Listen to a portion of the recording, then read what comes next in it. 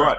Hey, Phil Tataurangi, this is cool. This is out of my comfort zone, and this is kind of one of the reasons why I wanted to get into doing some of these longer format chats, because I know a bit about cricket, and I spent a bit of time talking to cricketers and cricket media and males and females, etc. But I haven't talked to too many golfers. So Phil, thank you for saying yes. I hope you're enjoying your red wine. It's nice to see you. And you're still damn good looking. Gee whiz, stop it. Yeah, you can stop that too. My wife's just in the other room. Thanks very much. No, I enjoy this too, and get into it a little bit myself. And I guess if you're in lockdown, this is the perfect time to nab people for a little bit longer and have a bit of a yarn about a few things. There you go, exactly right. I started this few days before New Zealand went into lockdown, and I thought, right, I'll get a little head start because I know everybody else is going to have a little crack at it. So I thought I'd do something a little bit different to your normal sort of chat around sports, and I want to. This is more about the person sort of behind the player. This will be pretty quick then. This will be brief then, will it? I like cricket and I like golf. Yeah. Yes. Anything else? Oh, just golf. Yeah. So it's sort of about what makes the pure times feel pure because of all the bad times. Kind of gloss over the bad times a little bit too quickly. I think in sport we always we love to celebrate with the winner, and we don't kind of get the pain that someone that doesn't come out on the winning team too often, and that happens even more so in golf because you don't get to win too many times in golf, do you? Yeah, no, you can have a very successful career. You can make quite a handy living out of losing just about every single time you tee it up. So how do you go into? Do you walk into a 4-day tournament or however long the tournament and you go, right, I want to finish top 10? Is that your goal, or is every goal to finish in first place? Yeah, look, it varies. I mean, just like every professional sports person, you're not on every single day you turn up. You don't get out of bed on the right side every single day of the year.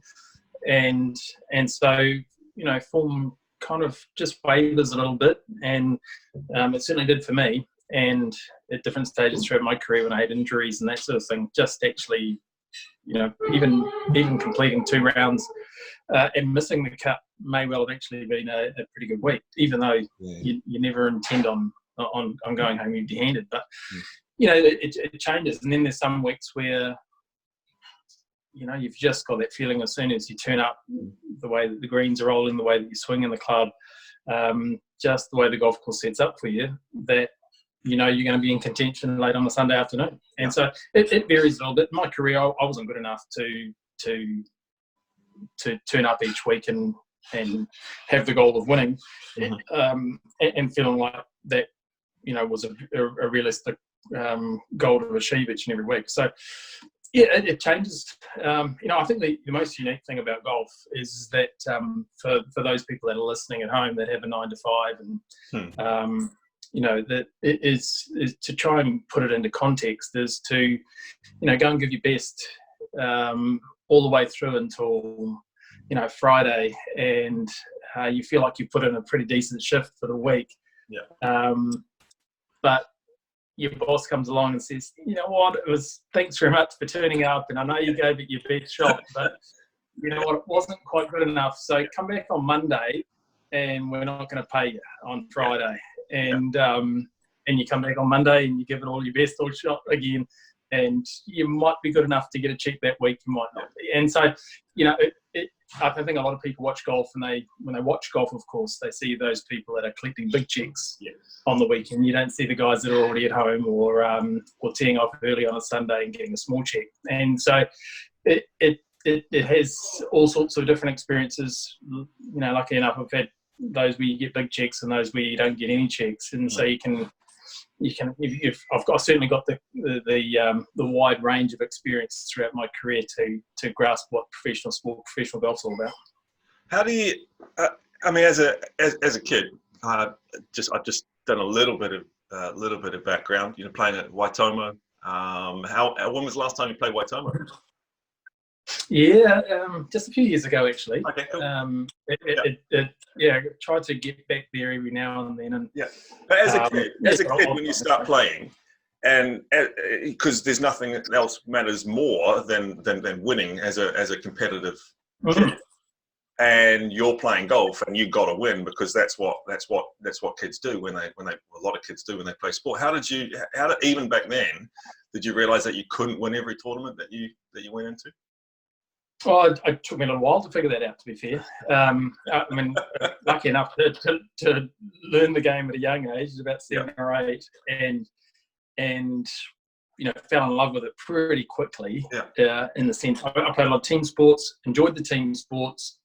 But what I found fairly quickly with an individual sport is that if I practiced my heart out and then went to play on Saturday, that my performance on the Saturday wasn't dependent upon whether some other kid turned up, whether he had an injury, whether he was bitchy or with his parents, or you know, whatever it was. Kind of the win or the loss wasn't dependent upon that kid. And so as much as I enjoyed team sports and I enjoyed being with my mates, when it came to being serious about winning or losing, I quickly understood that, I guess with the individual sport with golf, that if I didn't practice from Monday to Friday after school because I had other things going on, then most probably my performance on Saturday was going to be reflective of that, and there was only one person I could look in the mirror at. So I thought at that period of time that playing sport was about winning or losing. That's all it was about. It wasn't about. It wasn't about learning about yourself. It wasn't about making life choices that would turn out to impact you on the sports field. And so, that's part of the evolving with the sport. You realise that maybe winning's not everything, even though at the time as a kid, it's how you kind of judge yourself. So as a kid, your day's competition was Saturday, like most other sports. Were you at what age did golf become quite a big thing? What age did you take your Saturdays pretty serious and start making Saturday the focus of your week? Like when I was waiting for cricket or waiting for football in the winter, Saturdays were a big thing from sort of college age onwards. And then how old were you when you started making sure good for Saturdays? I can remember. And I really, as I said, I enjoyed doing a lot of team sports, but I can remember, I think it was in my 4th form year. So what am I, 14, 15? I remember being involved in the school production because all my mates were either into music or acting. I wasn't that, but we used to have a bit of fun, right? And it was a good way to get out of doing proper schoolwork if you go to rehearsals for doing the production, right? And it was a musical, and we just had a bit of a laugh, and the teachers that were running it were having a great time. So for a whole term, that kind of consumed me. And as I said, I didn't do a whole lot of golf practice. Performance went down. Didn't make a couple of representative teams, that sort of thing. And it was quite sobering that, this is something I really want to do well at. I think I can do well at, but because of a choice that I made, and I certainly wouldn't take it back the time that I had with the mates at school and doing this production. But I realised at that period of time I didn't really enjoy not playing as well as I thought I could. And so shortly after that, I decided, look, I'm all in. I'm all in on this thing, and in some respects, I look back with a little tinge of regret that I didn't keep on playing cricket. Not that I was any good at cricket, but I love cricket. And I didn't keep on playing that. And I used to really enjoy doing athletics, and I used to enjoy playing softball. And so I got too serious at too early an age because of the whole win-loss thing. And so I made that choice early. Now looking back at the other end of my career, I wish I had stayed with some other sports for just a little bit longer, before I got too serious about golf. The cricket and softball, they don't kind of really work together, both summer games. I played soccer. I went to college and then played cricket from then on.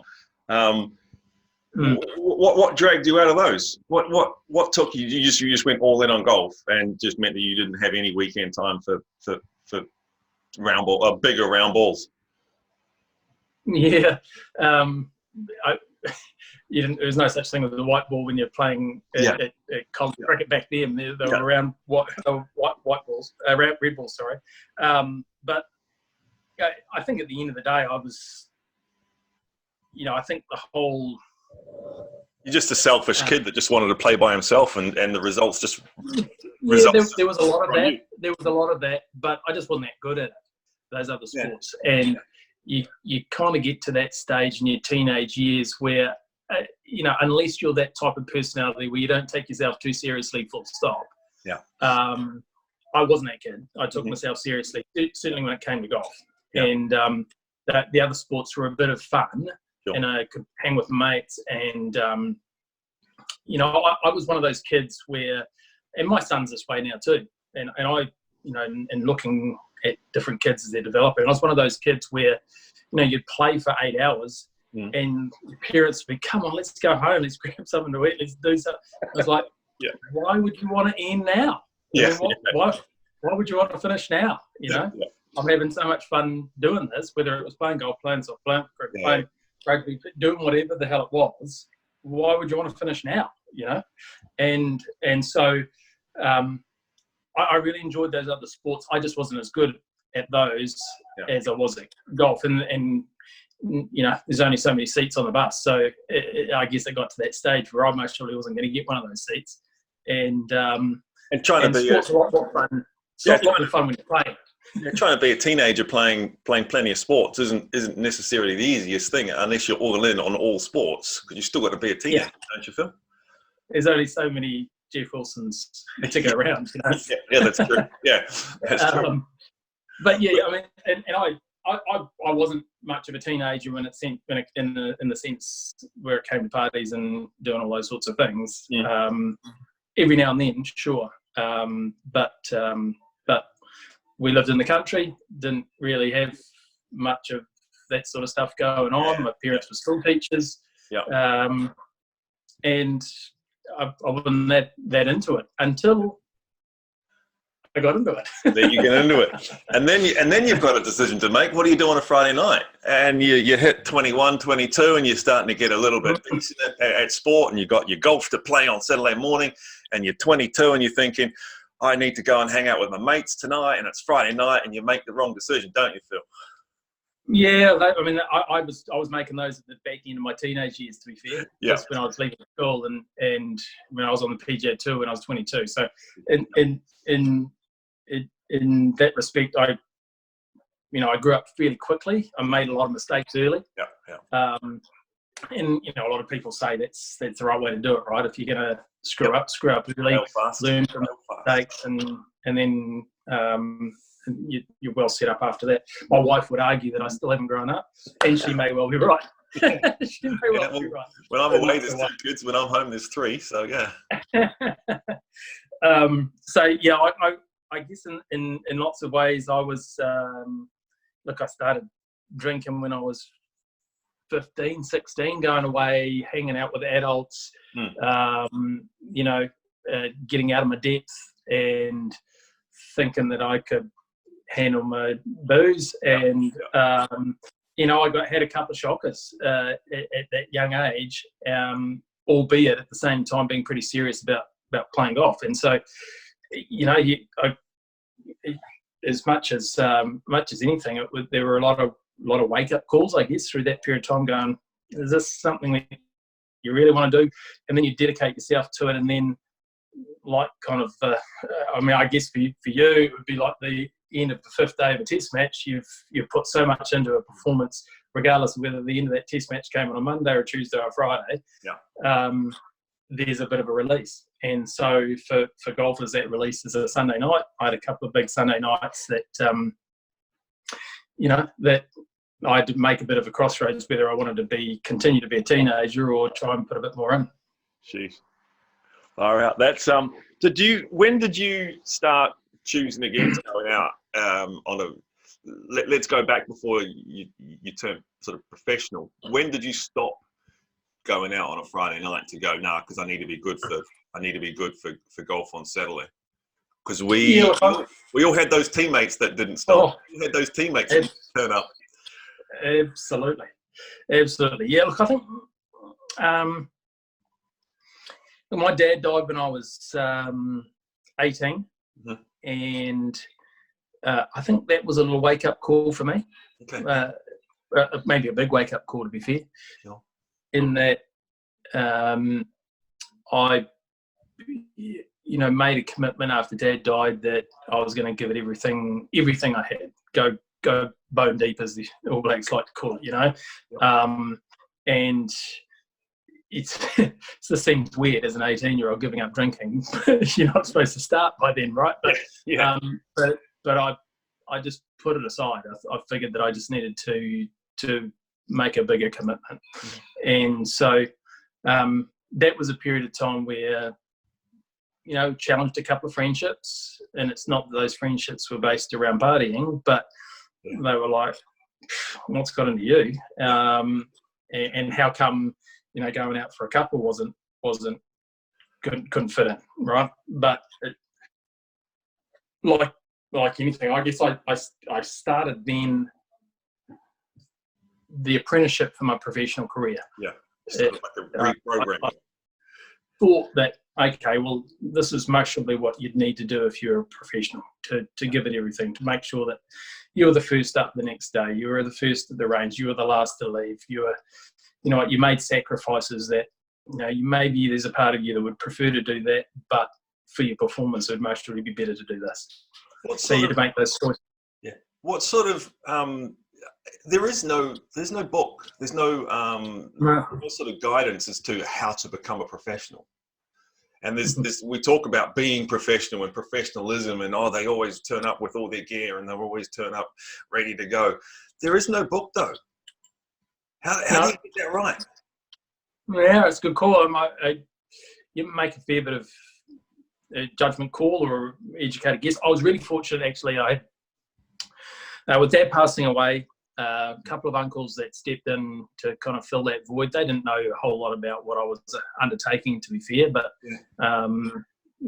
they filled the gap in some respects. I had a coach that was like a father figure, and he hadn't played tournament golf, but I had a fair idea of what were some of the right moves and some of the wrong moves, and he had when he wasn't at tournaments, he had a network of people that kind of kept an eye on me, I guess, and so helped shape me, and I had great support around with me as well as my family. My mum's one of the most consistent people that I know, and that's when I did things to piss her off totally, for her to be very disappointed in me. And then when you come home and you feel like you've got the world at your feet and you won a golf tournament, and you feel like you're way bigger than what you actually are. She was just very, very, very consistent with her support, and so I think that mostly helped in some ways. Sometimes not to get too high, and sometimes not to get too low. And my wife, we met when we were kids. We're just kids. She's 15. Took her out of the cradle, really. Wow. And she's been a constant and a consistent figure in my life too. And there has been heaps of times, I'm sure, where she's been pulling her hair out and wanting to rip mine out. I guess just that ebb and flow of playing sport and waking up each and every day, your body is your tool, and your pursuit of trying to get better makes you do dumb things. It just does. And some of those dumb things are you don't come home until 10 o'clock to have dinner, and because you're just working like a dog, and And so, so I'll be really fortunate to have that kind of support network around me in a number of different ways that have kind of helped guide me and steer me in the right direction. That you mentioned your mum and about consistency, about sort of emotional and stable, and all those things are so underrated in terms of even for what you're trying to do, trying to be consistent, trying to keep yourself flatline. When it isn't going so good, how do you bring yourself back down to a flat line? I don't see you as a club thrower or a club breaker, but as a kid, when you're trying to become a professional, how do you keep yourself flat? Yeah, good one, really. I wasn't much of a temperamental sort of kid. Yeah. That didn't mean I didn't have a temperament. But you're still competitive. So you've still got to play. Yeah, absolutely. I had a pulse and blood that pumped through those veins in good times and bad. Yeah. And look, my dad had a fiery streak in him as well, but at an early age. And whether this was just because golf's one of those sports where, it's not looked upon too fondly if you can't control your emotions in some respect. Yep. But from a fairly early age, I got a fairly decent sense of what he thought about that, and how it looked, just how it looked. And it wasn't so much all about looking good by any stretch, but it's certainly, I figured at an early age that it was a sport where you're representing yourself, but you're also representing your family. You're a product of your parents, and you're a product of your coach who put in hours and hours.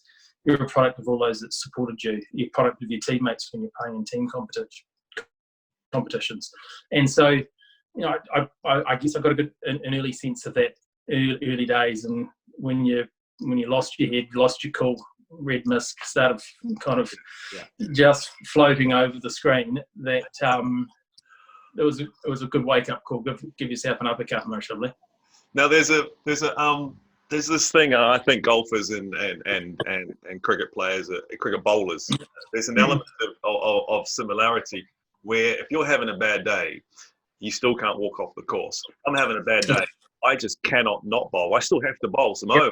Even if I'm having the worst day of my life, I still have to be on show, and because it's not going good and I can't get it right, embarrassed to the end of. How do you suck that up as a golfer when you just want to walk off the course and you've still got another couple of days playing up your sleeve? Yeah. I mean, sometimes your throat's just not big enough to have to swallow what you've got to swallow sometimes. Yeah. It's a really tough pill. I mean, you're right. I think I because I love cricket, and my son played quite a bit of cricket when he was growing up and through his college years, and was around cricket quite a bit. And there are a lot of similarities. You're obviously a bowler and can associate with having the bad days. I can also associate those top order batsmen that have had a pair, and then the very next time they've got to go out. They don't have to hang about and embarrass themselves any longer, like I do as a bowler, because I have to keep bowling, like you do as a golfer, because you have to keep going around the course, keep popping them left and right. Yeah, you have to suffer that embarrassment of being live in front of TV, and I'm sure it's happened plenty, that you are embarrassing yourself, and then you spoke about representing your family. You're embarrassing your family, Tataurangi, because you're having a couple of bad days on TV. Yeah. That's scary. That's horrible. Yeah, and I think that's it's the rawest of reality TV moments, really, when things are going bad. There is no cut, reset, start again. There's basically at times you may just feel this. I felt this way especially when things are going poorly.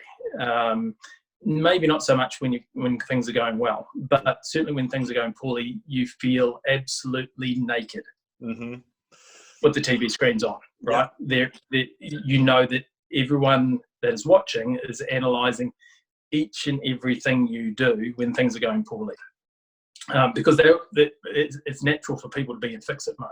Yeah. Right. So if things are going poorly, how come it's going poorly? Yeah. So there's armchair critics that have never rolled their arm over before that are looking at your action, and there are reasons why you're struggling with something that's going on, right? And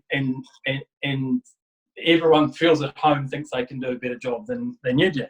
And similarly with golf, when you're missing tee shots to the right and then blow me down if you don't get to the 16th hole and tournament's on the line and there's out of bounds down the right hand side, and I mean you're aiming at Mexico.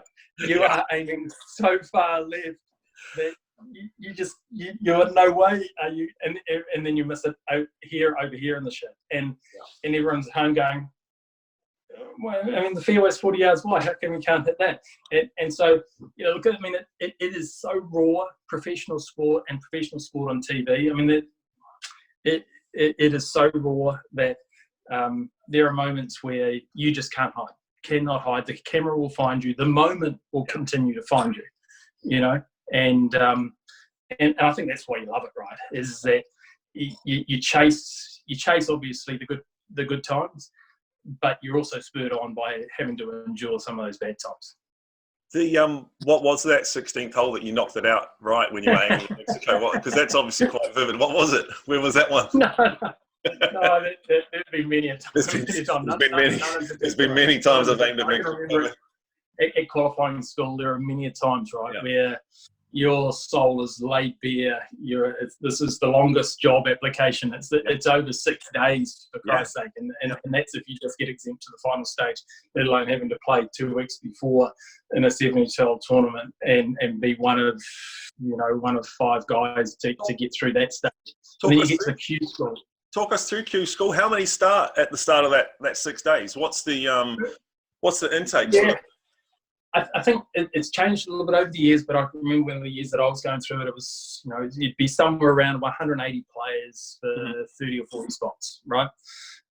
So like, a 1 in 5 sort of chance, 1 in 6 sort of chance of getting through, which when you have a look at the start, what's the age range? That's not bad. Oh yeah, I mean anything from young guys that have just coming out of college or just starting college, that's sort of 20 age. I mean, I was 22 when I got through the first time. To guys that are in their 40s or that are on the back end of their career trying to hold on. They've got the fingernails, right on the edge of the windowsill, and so I've played in the Q school when I was young enough to be guys that I was playing with their son. And then on the back end of Q school where I was old enough to be some of these kids' father, and you're pursuing a job. You're going for a job interview. And so, there's a whole gamut of emotions that you're going through over the course of 5 or 6 days, and least of which can I get to actually have a job next year. Yeah. It's only a job. It's only a job, Phil, isn't it? Yeah, exactly. There's lots of other different ways. Don't worry, over 6 days there are lots of other jobs that you entertain that could be a little bit easier to pursue than this one. When you're out there at Q school, let's say, your first Q school, you're out there and you're thinking the world's your oyster because you're 22 and life's pretty good, and you're at Q school, you get a chance to turn pro and get on the tour. What are you thinking about? Because at that age, you're not really thinking about failure. Those negative demons haven't really started. They haven't sort of taken over your the inner voice, have they? At 22, you're thinking puffed out chest and ready to go. Exactly. You're not thinking about what's at stake. You're not thinking about what could you lose. You're at that stage of your life where everything's an opportunity to gain. And I'd only turned pro a couple of weeks beforehand, so. Every single time I teed it up was a new experience, right? When you get to the back end of your career, even the second year, I ended up getting my PGA Tour card my first year. I was the youngest out on PGA Tour in 94 at the age of 22. That's not that young nowadays, but that was, I was green behind the ears, didn't have a clue of how to play as a professional, and being thrown into the most competitive environment there is in the game. And so I learned a lot at a very rapid pace, and not surprisingly, didn't have a whole heap of success. And then the next year I went back to Q school. I'd had 12 months of now what was at stake. Yeah. And so I realised very, very quickly, I got reminded emotionally what I could potentially lose if I don't get through, right? Yeah. And this is 12 months after turning pro. This is 1 year of a 20-year career. And so it's still very, very clear to me that change in mindset from 1 year to the next. 1 year, hadn't turned pro, didn't know anything about the PGA Tour, was just a dreamer, right? Yep. Get my card, get to play alongside the superstars, a little bit of success, a whole heap of failure, and then you have to go back and earn it again at the end of the year. And you know what's at stake. You know what you're going to miss if you don't get through. The game's a whole lot harder with that on the line. What sort of post-career planning were you doing at 22 and a half as you were? No, I'm kind of being curious as well, because it can't just be golf, because there has to be some sort of post-career. Even though I didn't start playing professional cricket until I was 24 and a half, and even then it was pretty poorly paid back then. It was. I had my education. I had university behind me. What did you have behind you at 22, 23 that sort of said, if golf doesn't happen, there's something else? No, not a lot. To be fair, not a lot. I intended on coming to college over in the States, and didn't end up doing it. I went to it was the first of its kind at Waikato University, a sports management degree, and didn't get through that either. I was just away so much playing golf that I didn't end up completing that. So what did I have to fall back on? Not a lot. And so I don't think that necessarily added any extra pressure. I was just determined that some way or another I was going to make a living somewhere playing this game. And you did not have that long view that, geez, if things don't work out, you could be picking balls off the range, and that could be your life. How are you funding this? How is this all being funded? You head to Q school. I mean, you said you turned pro 2 weeks before Q school, I think. So you kind of made no money out of golf by that stage. A couple of microwaves and exactly. You're on it. And you're heading across to the States, and you've already been here, there, and everywhere. How are you funding this? Is this your mum and dad and or dad's obviously passed, but how is this all funded? No, not mum and dad. They were school teachers, and exactly. They didn't have any money in the bank. And I was fortunate enough, I guess, having a bit of success as an amateur. With the New Zealand Sport Foundation, of course, it was part of even be called Spark. And I guess I think it's called what is it called? Medals and whatever it's called nowadays. But they had it if you won a world championship, or if you won certain events in different sports, you could get funded to blah, blah, blah. And so I guess fortunately enough, after winning the Eisenhower, we got given a grant of XYZ as team members. And then as winning the individual, I got an extra bit of cash to put together, so I could put that towards my apprenticeship, my starting out in my professional career. That equated to about 50,000 New Zealand dollars, which seemed like a shed load of money then, right? But when you're paying for a hotel, you pay for a caddy. Doesn't last very long when you got to travel, does it? No, that doesn't last long at all. I had a couple of sponsors that chipped in a bit here and there. And Air New Zealand were really supportive with flights flying over to the US and back. But look, I had enough cash, most probably, to get through 1 year. Okay, I was going to ask you how long that would last. And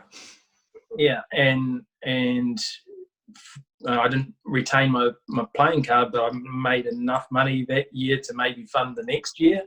Okay. And I was year to year for the first 3 or 4 years of my career, and got just enough tucked away after that and I guess enough experience tucked away as well that there was that breakthrough year where you could retain your card on tour. You put a bit of cash away. You could buy a house. You could do those sorts of things, and life started becoming a little bit more settled. When did it? What age is that? So you 22, first year. We got married in '96. Yep. Yeah, my wife and I got married in '96, and I think like a lot of guys, that they're maybe at that stage of their careers, whether they've been in professional sport or they've got a job, that they want to be able to,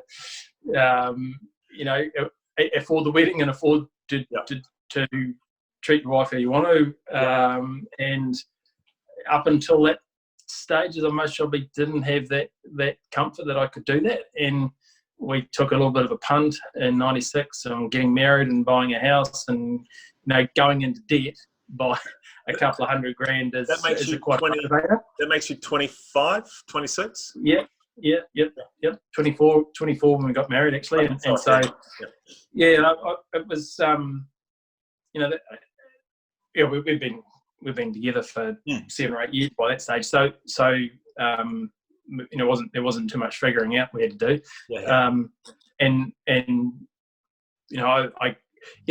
I guess there are those kind of growing up moments where you have through your career where you feel like, geez, okay, now I've got to really grow up, or I've got to make a serious decision here.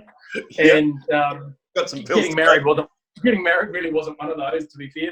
As I said, we've been together for a while and been acting like a married couple for a while. But when the bank owns you, and you don't have a steady income, then I think Lee Trevino has that quote where what professional sport's like when what you're playing for is more than what you've got in your back pocket. And look, a couple $100,000 mortgage is the 24-year-old when you're playing professional sport adds a little bit extra pressure. How did you get that? They would never give you that now. No, hell no. Those are the days where you could mostly plonk down about 10 grand and buy a house. Yeah.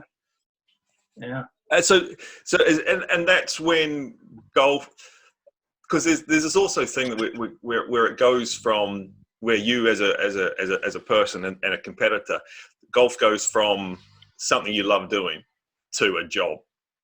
Still love it, but it turns into a job. And people on the sidelines would say, I'd do that for free. I'd go out and do that if I could. I'd do that for free. I wouldn't want to be paid for it. Yeah, you wouldn't if you had to keep doing it every day. When did it become your job? Yeah, good question. Really good question. I think it's a question that a lot of people, as you say, a lot of people don't quite grasp. The nakedness. And that was your. I'm playing golf, right? Yeah. I mean, really? I know. How's that a job? If for everyone else, that's what they do on the weekend to get away from their job, right?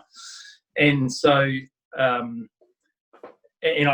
totally relate with those people. And when I come home from the States and play with my friends in Topol, would really enjoy those periods of time where you could just play the game for the pure enjoyment of it. But I think, early in my professional career, I got exposed to the game at the highest level. And, playing major championships, being around those guys that have had long careers, and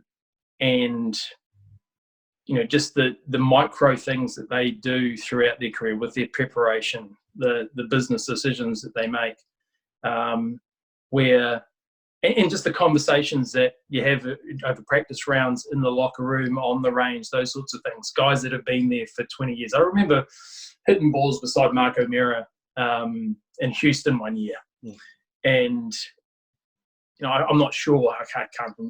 I don't know. He had a really successful career. I'm not sure how many times he won on tour, but it was plenty, and obviously won a couple of major championships late in his career. He never was really hungry. He had enough success, but I remember it might have been right around when the start of his kids were starting college, right? And he had couple of kids in college and all these, and it was like that mortgage all over again, right? For a guy that was really successful who didn't have a mortgage. And I remember him talking to Payne Stewart right beside me. They were talking about, these decisions they need to make in their careers because it was about either making money or setting up their businesses. Yeah.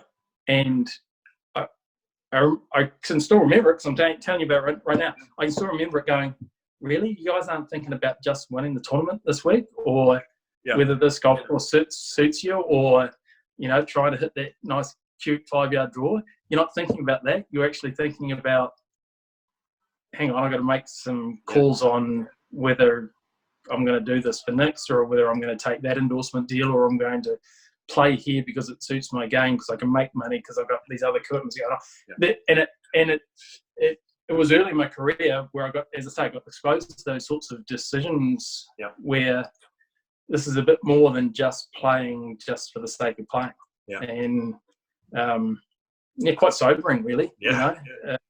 It's in a way, because the reality does kick in, and I guess I got to experience some of that decision making when you get yourself a mortgage. Does it change your golf when you lose that boyhood naivety? And I say that because that's how I see it. It changed how you played the course, how you attacked some holes.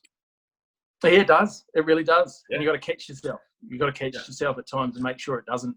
So when you're chasing the cut, or you're chasing a leaderboard, and if I take a gamble here, I could win it, or I can just guarantee a really good check and not drop down the card. Is that how you have to make those decisions? Never really felt like that when at that end of the leaderboard. There are many a Friday though where I was a couple outside the cut line, or I was 1 or 2 inside the cut line, and didn't really have a whole heap of confidence that I was going to be able to get it to the house to make sure that I could make the cut, get a check that week. Where I never, but fortunately enough, my wife has really kind of taken that responsibility in our marriage, but I never really had a look at what the bank balance was. But there were times where I played a little too conservatively on a Friday afternoon to ensure that I made a cut and see what I could make up over the weekend, rather than being maybe just a little bit more confident, a little bit more daring to maybe pull off a shot that might have got me into contention on a Friday. How many? So that happened. That was a business decision in essence, as opposed to winning. As I said, I think if I felt like my game was on and you were further up the leaderboard, I can't ever remember considering making a business decision as opposed to a competitive decision, right?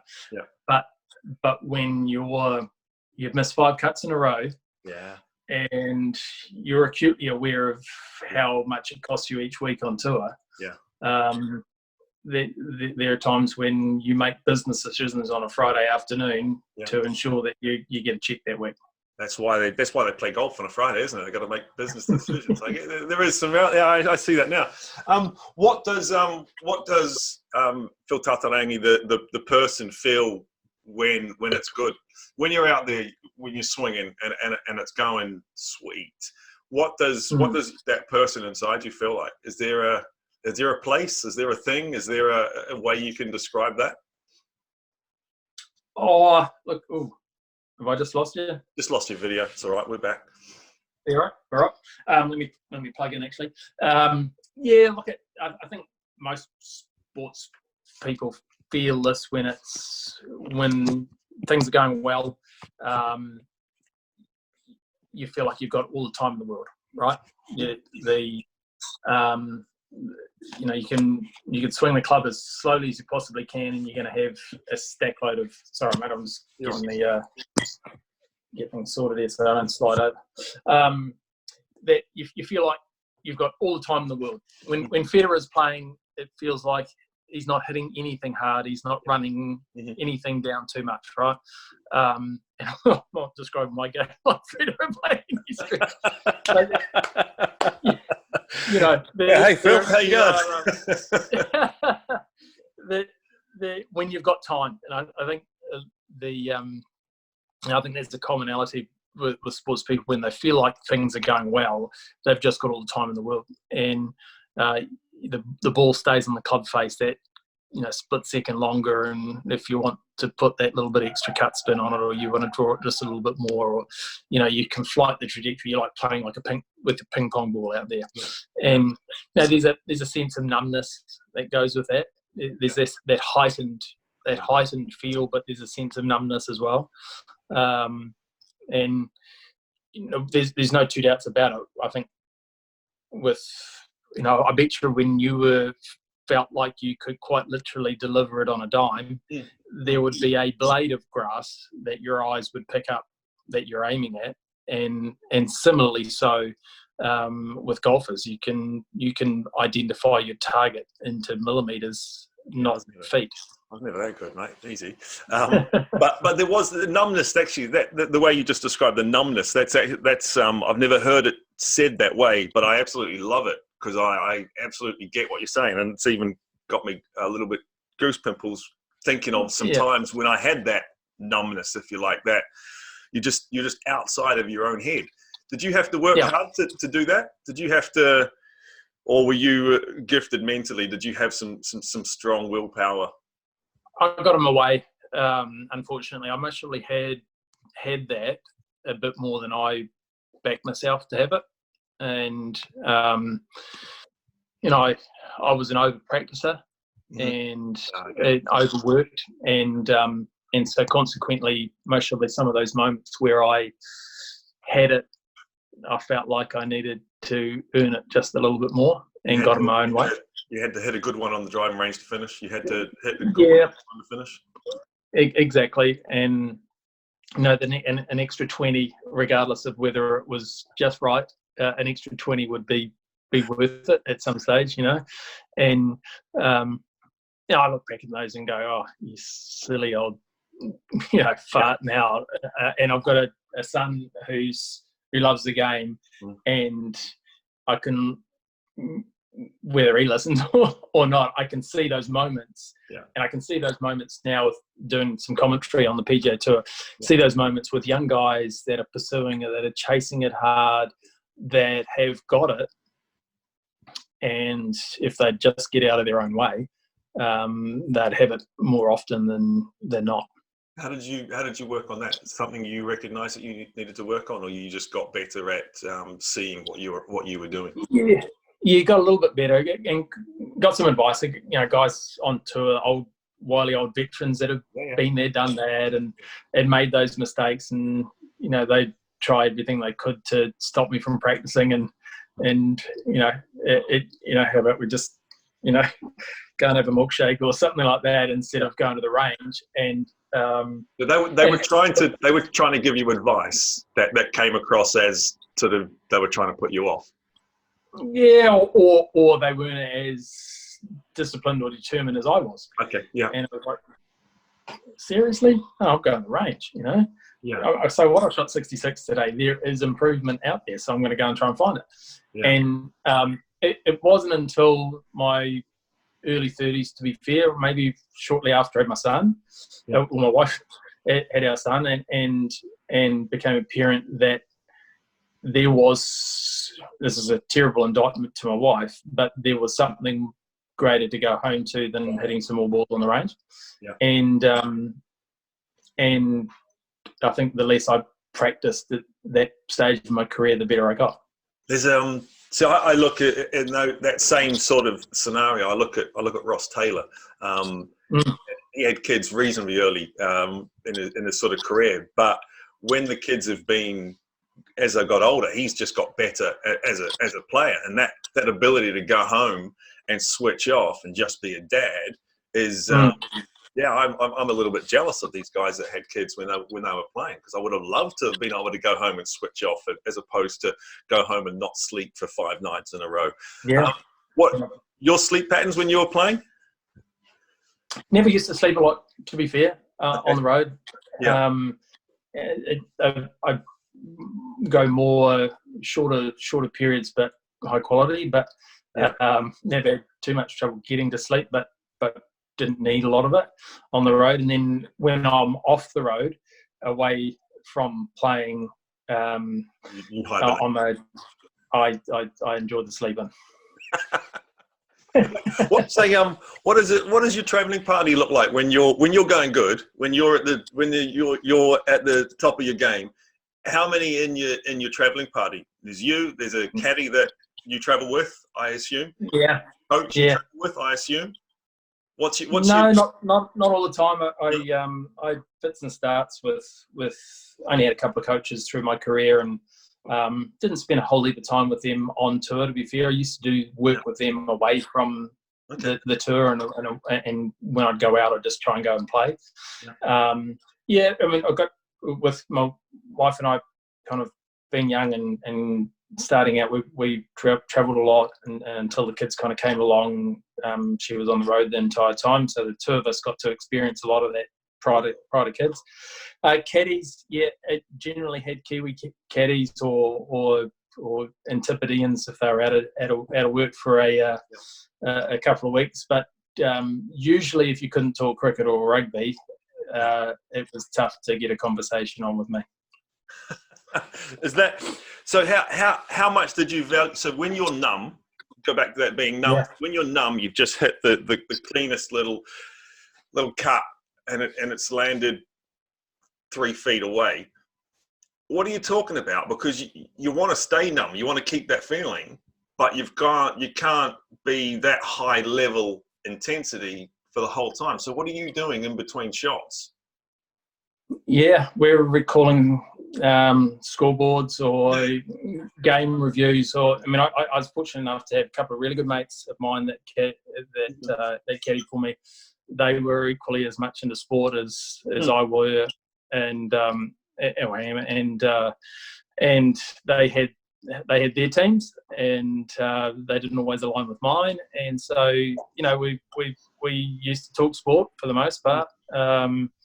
And that was a great release, a great distraction, but also in a competitive environment, kept you focused in some small way. There was something very conscious about that distracting conversation. But when you stand back over that ball again, how are you getting back? It's the top of your mark, right? Yeah. Look, I know what I do. What did you do? Yeah, look, there was that moment when, I guess and I'm not technical by any stretch, but digital or technical, but there was that moment where it wasn't so much a physical, it wasn't like putting your glove on or getting your yardage book out of your back pocket, but there was a moment when it came into feeding the equation with information, with data, getting your yardage, reading your lie, reading the wind, trying to make that decision on what club, what shot, what trajectory you're going to hit. Reading the moment of the round where you're at. So that would happen when you got to the ball. You would. Subconsciously you're taking in a lot of information prior to that. But most of the time it was you got to the ball, caddy's giving you a number, and then it's kind of on, right? Mm-hmm. And a really good caddy, or if you're you're having that period of time where you're a little numb, I could restart the conversation before the ball landed. I had so little care in what the outcome was. Or a whole heap of control of what the outcome was going to be, one or the other, and sometimes they're connected. That you could restart a conversation that quickly, because you had that ability to switch on, switch off, switch on, switch off. And you've got people looking for your ball anyway. You don't even have to watch it. Exactly. I learned later in my career just how valuable that is. You're like, hit the ball down the air. So it'll be down there somewhere. Someone will find it. I wish I had those when I play golf, Phil. Gee whiz. Whoa, actually, I could do with a couple each hole, I think. And when you drop that putt for a big win, what does that do? How does Yeah, it's a relief. It's it's a a release, relief. really. You know, I just in the last couple of days, without the Masters being on, there's been all of these reruns. You know, and I've been spending a whole heap of time in front of the telly during this break, to be fair. But when the Masters is on, I'm usually there, actually, lucky enough. But you know, I guess if you watch a bit of golf on telly, just for those that are watching or listening, if you watch a bit of golf on TV, you're generally going to tick off the Masters each and every year. And so they've had these reruns going, and you know, watching what happened last year with Tiger, I think every professional golfer can relate in some small way. Some small way, and I'm preface this as a very small way. Small way with that moment where there's the struggle, there's the battle, there's that internal conversation that you're having with yourself every single day, and then there is the doubters that you know that are making sure that you stay small, and to overcome all of that and have that one Sunday where as much as anything you proved it to yourself, let alone anyone else. If you get to experience that in professional sport, there is that release that happens, right? And you know, that's what you play sport for. You really do. You know, you if you can get to experience a couple of moments like that throughout your career, he's had a shed load of them, and those that have been successful get to experience it more times than not. But if you can really appreciate it and really understand all of what goes into that, there's an emotional release that is like nothing else. And the endorphins are it's hard to induce those. Yeah, it is a mad kind of feeling when you've done something and your team wins, or you've done something and you alone have won. And it's a strange place to be, because you can't describe it, isn't it? But can I ask you that? Can I in your career? Yeah. When you had those days where you had your best bowling performance, or the team had a come from behind win, or however, as a team, how does that feel when you've got teammates around to even? That is a bit. I mean, we both play individual sports, except mine's in a team environment. You know, there's one bowler, one batsman, and those sort of things. So it come from behind when we had a test match win against Pakistan down in Dunedin. We probably shouldn't have won that. We picked up the last 4 or 5 wickets reasonably quickly, and the buzz is amazing. But it's a real. I didn't like changing rooms. I didn't do very good in changing rooms, so I couldn't. I maybe should have played golf or something like that, because I didn't really know how to be around people. So even when we won, I didn't know. I'm even fidgeting now. That's how uncomfortable I am. I didn't know how to do a lot of these things, which is why I am doing. So some of these chats are about how people deal with their emotions and how people deal with their picture of themselves. Because I didn't have, for the majority of my career, did not have a clue who to be, what to be, how to be. I couldn't even just be me. And so when we won, it was almost even more awkward than when we lost, because if you lost, you could just sit there and be quiet. If you won, you kind of expected to be a little bit buoyant, a little bit happy, but I didn't know what to do. So I love finding out about other people, because I couldn't really do it. It was always nice to take a couple of bottlenecks together and have a couple of beers, but I found it very, very, very weird. So those things were just, you're probably asking the wrong guy, because I was a very kind of like you. You'd win and you'd feel good, but then I didn't really have a lot of other people to celebrate it with. It was different sort of a different feeling for me, and I wish I was one of the other guys in the change room that did those things very well. Did you find that celebrating? Did you know who you were? You could go and do those things. When did the bluff stop and you start to become Phil? Yeah, I was a pretty good celebrator. Yeah. Enjoyed a good party, you know. And, But and when did you stop? So you get there, you're 22, and you kind of don't really know how you're supposed to react and respond and behave to an extent. When did you stop bluffing and just start being Phil? No, to be fair, mostly the other way around. I was mostly more me then. Yeah. You know, more innocent then. And, you know, I mentioned there were those times where all of a sudden I started, you know, learning maybe what it was like to be a professional. And then for a period of time, I was trying to figure all of that out. I was not really me. I was under development, right? Yeah. And so there are parts of me trying to go, oh, am I supposed to act like this? Maybe I should be doing that. Or he's doing that, so I'm going to maybe try and copy that.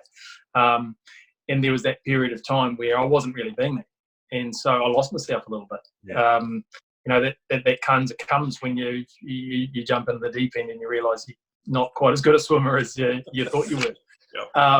Yeah. And then you get a little bit more comfortable with the surroundings, and you know, you become more comfortable with failure, and you're more comfortable with success, and you realise that doesn't matter how much success you have, you're in an environment where there's a whole heap more successful people than you are. You know, but I think more than anything, I think certainly on tour, there's 150 odd guys that tee it up each week. Yeah. And every single one of them, whether they've won 50 times or whether they win for the very first time, appreciate just how difficult it is to win. And so there's a level of respect that comes with, if you're good enough to beat the other 150 guys that have teed it up this week, then good on you, mate. You've done well. You've earned it. And so I think the more I got further through my career, the more I got at ease and at comfort levels with looking like a dick, missing 3 or 4 or 5 cuts in a row. Okay. And then, you know, finishing top 5 and having a chance to win and not quite pulling it off. Hey, you know, played nicely, but it's not, you know, you're not going to wake up tomorrow and put your strides on two legs at once, you know. You don't get too high, you don't get too low. It's just something that you do well. Sometimes you have a good week, sometimes you don't. But I did most definitely have a period through my career where I was most probably didn't recognise myself if I looked in the mirror, to be fair. Yeah.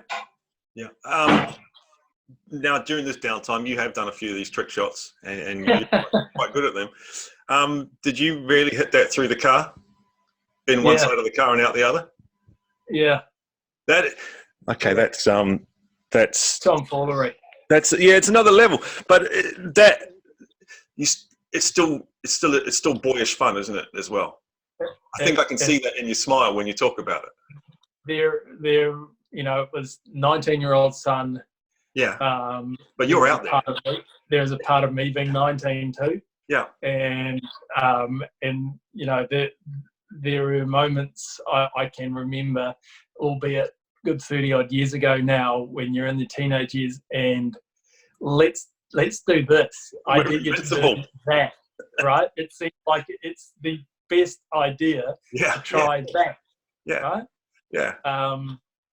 And then you're over it and you go, well, it's not my car, but I know that if this doesn't come off, he's not paying for it. Yeah. And then well, it turned out okay. But you know, as I've said to a couple of guys, there's nothing quite like a bit of old-fashioned male bonding time with a bit of tomfoolery, you know. Yeah. And sometimes the fun comes out of screwing it up completely. Oh, that's even better. And sometimes the fun comes from teaching your 19-year-old son a couple of things. No, I see. I love this stuff, and this is like, again, this period in time is a great period in time to get to know people more, and so you doing things like that sort of content, if you like, we get to know you better, because there isn't been a lot of Phil Tataurangi in the, you know, recently, if that's if that makes sense. It's a kind of a great time to be doing dumb things with some skill that That is, I love it. And I'm seeing all the golf trick shots off cricket bats and off walls and things like that. And it's just like, this is dumb, but it's brilliant. Yeah, absolutely. I hope that this period of time, to be fair, if we look back on it in 10, 20 years' time, that it spurned a generation of kids to play, just play. Yeah. You know, I look back on my career and I said to you, I wish I'd played cricket a little bit longer, not because I was any good at it. Yeah. Just because I loved it. Just because I loved playing with my mates, and a couple of mates that were really good cricketers. Yeah. Went on to play rep cricket, but I just enjoyed hanging out with them. You would enjoy those couple of moments where someone would take a three for, or someone, you know, it wouldn't be you that would score 50 or score a ton, but there was a part of you in that performance, right? And whether you won or lost, you got to enjoy it. You know, that's basic game, Phil. It's the same as golf, isn't it? Everything's about numbers and stats and shots. Exactly. Yeah, it all comes down to numbers at the end of the day, but we do remember those individual shots. Hey, what is this magic that happens on either the 17th or the 18th for regular golfers, where they always hit at least one genius shot in the last two holes, more than likely on the last hole? What is this magic potion that gets people back playing golf? How does that? Did you find that? Had an average round, and there'll be at least one shot, typically on the 18th, where you're like, yeah, I'll come back again. What is this? Yeah, you know what it is? And I can't say that I've studied it because I haven't studied much in my life, to be fair. But my wife's way smarter than I am, and she brought a few of these things to light of my professional career. But sometimes when you stop trying so hard, things fall into place, right? And inevitably for the punter, for the average person that's been having that shocking day, they just let their guard down just enough just to let things fall into place. And when you least want it to happen, or least try for it to happen, there's that one shot that goes, you'll be back tomorrow. Yeah. You'll be back. And it can happen at the best, you know, at the highest level of the game, and it can happen for those that play once in a blue moon. But the game has this unbelievable knack of picking just the moment when you're nearly pissed off, to be fair, that something goes well, because you're ready to pack it in. There's I think it's magic. I think it's a little bit more than that, but I absolutely agree with that. But I think there's a little bit of magic involved there. There's some crazy, it's like an addiction thing. There's like a little hit that says you got to go and pay your green fees again. Yeah. There's a little someone pulling the strings in the universe. I think so. Yeah. I think so in that way. As you finish your red wine, mate, this has been awesome. This has been better than I could have expected in terms of your what you've given up, how you've answered some of these questions. They've been. I could keep going, but I know it's getting late over there. Mate, that was awesome. Thank you, Phil. That's for me as a cricketer looking into another individual sport. I will always call cricket an individual sport, like tennis, like baseball, individual sports. Agree with you. Played by teams. Yeah, it's looking at how other people do their thing, and that's cool. The stress though of golf and making cuts, I'm not sure I would be able to deal with that. I think that's where the team bit for me, I needed some other guys to help my performances, and me to help their performances suited me. I don't know if I could have dealt with that stress, man. That's pretty high level. It's a bit like a drug. It's a bit like a drug, you know.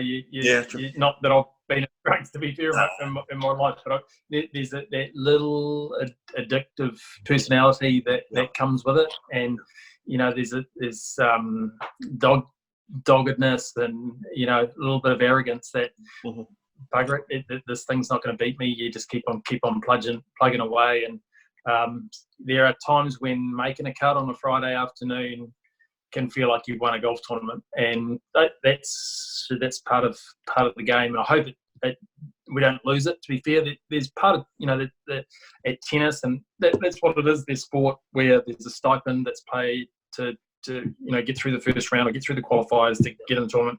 It helps cover your expenses, this, that, and the other. You know, that's not there in golf, and it lays you bare. You know, you got to be really raw with your emotions sometimes. And there have been guys. There's a guy that's playing out on tour now. It's won twice in the last couple of years. Brendan Todd, young guy that has been through the highs and the lows of the game. He didn't make a cut for 4.5 years. Wow. Wow. You know what I mean? Serious backing. Yeah, that's and not surprisingly, he was right on the edge of trying to find a job. Yeah.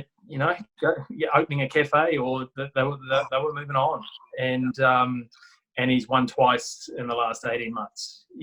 And just found a little something, just enough to turn the corner and get that little bit of self-relief. He's got kids still. He's got kids. He's been able to turn his He got three mouths to feed. That there you go. He's got kids. Yeah. There you go. Right. He's got kids. Yeah. No, that's cool. Thank you, mate. Appreciate your time. That's been really cool. Thanks. Yeah, I've enjoyed it as well. Wish you all the best with it. Go and hit some more golf balls and put some more stuff up. Because we've got a few more days of lockdown here in New Zealand. So yeah, I've got another 7 days in this bedroom, so I need some stuff to watch, and I need to try and find my 60 lock and a ping pong. Looking forward to some live sport coming back on at some stage. Jeez, it seems like there's a ways away there. It is. But man, thank you so much. Such a good chat. Appreciate that. Cheers, man. Yeah, appreciate it. No worries.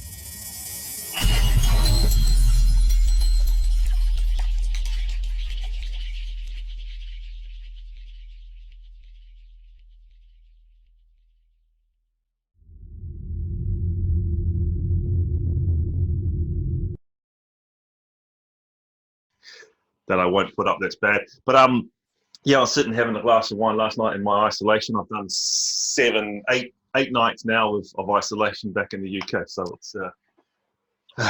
So what's the bully over there? I mean, with travelling on an international flight, you have 14 days self-isolation and you go. There's no rule from the there's nothing from the government. I can just go and do. There is a lockdown similar to what we've got. But there's no guidance if you've come in on an international flight about doing anything different, which is just mind-blowing. It is just, I couldn't believe it. Yeah. Were you in Heathrow? Flew into Heathrow, yeah. So I flew out of Auckland and then to Qatar. And then, Qatar and Auckland are not busy spots for it, the virus. But it's still, there was nothing, there's nothing really on the walls. There's no signage. There's no go home and stay home. There was absolutely nothing about it. If you didn't know it was happening, you wouldn't know it was happening when you got here. Just, mate, I could not believe it. It pisses me off, actually. I had a couple of my wife's friends message me and say, "Oh, no, you don't have to do any isolation." It's like, but I'm gonna, because I'm gonna, because gee whiz, it's a kind of a big deal. I could kill somebody, So it's been 8 days, so pretty sure that I didn't pick up anything on the way back. But just people are just so blasé about it over here, eh? How full was the flight? To Qatar was probably 2/3 full, and then to Heathrow was maybe. Not even a half. Yeah, There's not much going. Hey, should we crack into it? Is that cool? Yeah, go for it.